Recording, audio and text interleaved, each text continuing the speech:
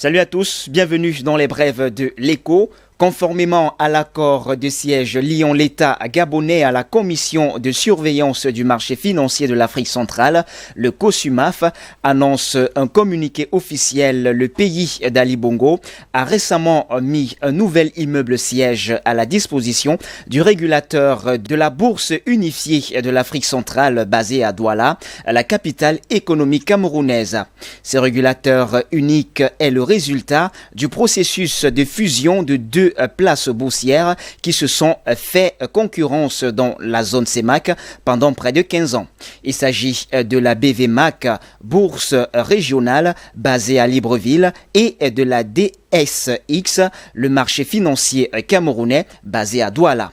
À la suite de cette fusion laborieuse, le régulateur du marché financier camerounais, à savoir la Commission des marchés financiers, en abrégé CMF, a cédé la place à la COSUMAF, tandis que le siège de la BVMAC était transféré à Douala, au Cameroun.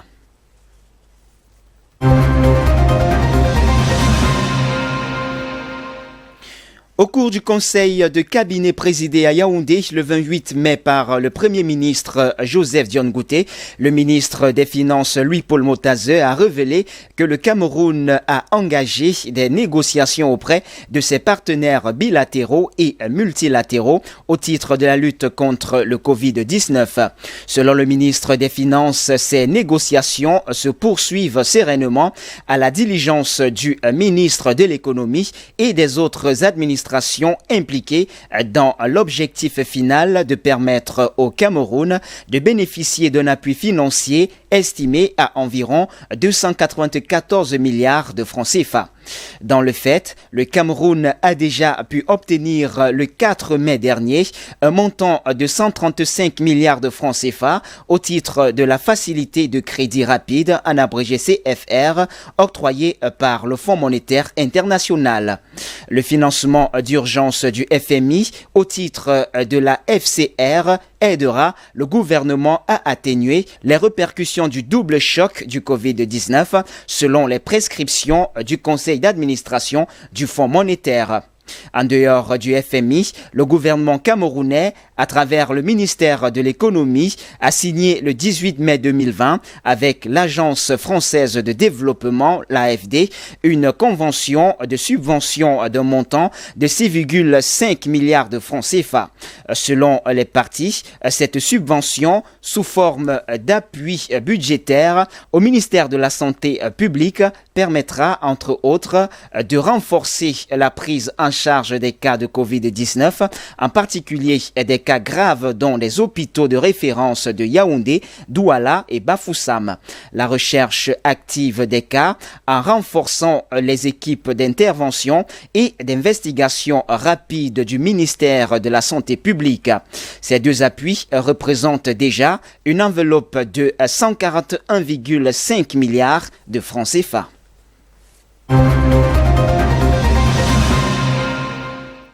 La Société nationale des hydrocarbures SNH vient d'informer le gouvernement de ce qu'à cause de la chute des prix de barils de brut, qui est consécutive à la pandémie du coronavirus, elle ne pourra désormais garantir que 30% des recettes initialement prévues dans la loi de finances 2020.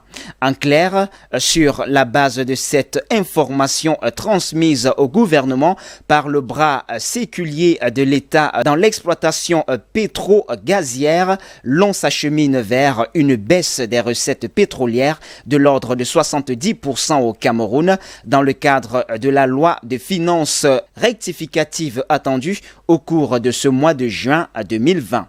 En effet, même si les recettes pétrolières intègrent l'impôt sur les sociétés pétrolières qui est directement encaissé par l'administration fiscale, cette taxe n'influence que très peu l'enveloppe globale des dites recettes.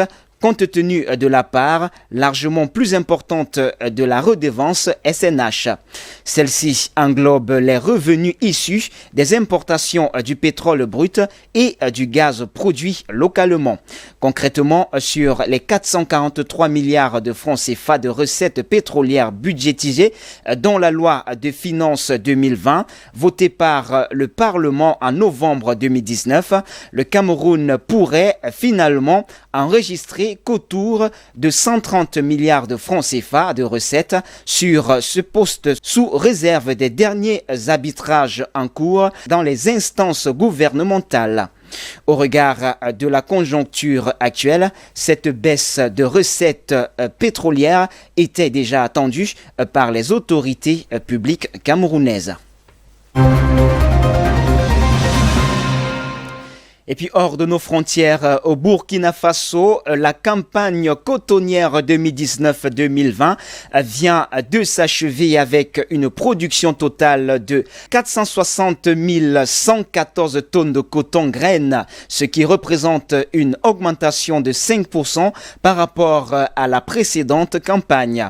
Avec 160 114 tonnes de coton graines, cette campagne n'a pas été bonne pour toutes les sociétés, contrairement aux prévisions, selon le directeur général de la Société des fibres textiles. Inondations et insécurité ont entraîné un recul de superficie embravé par rapport au plan de campagne. D'un objectif de 120 000 hectares au départ, ce sont finalement 75 000 qui ont pu être cultivés dans la région de l'Est. Pour la prochaine campagne 2020-2021, grâce à une subvention d'environ 15 milliards de francs CFA, les prix des intrants agricoles ont été maintenus au même niveau que la précédente campagne. Mais le prix d'achat du coton connaît une baisse selon la Sofitex. Les prix sont impactés par le coronavirus. 240 francs CFA pour le coton de premier choix et 215 francs CFA pour le coton de deuxième choix. Et puis les tensions entre Pékin et Washington s'aggravent autour, cette fois-ci, du sort de Hong Kong, ce qui pourrait donner à la Chine une bonne excuse pour ne pas importer autant de soja américain qu'elle s'était engagée à le faire en janvier dernier.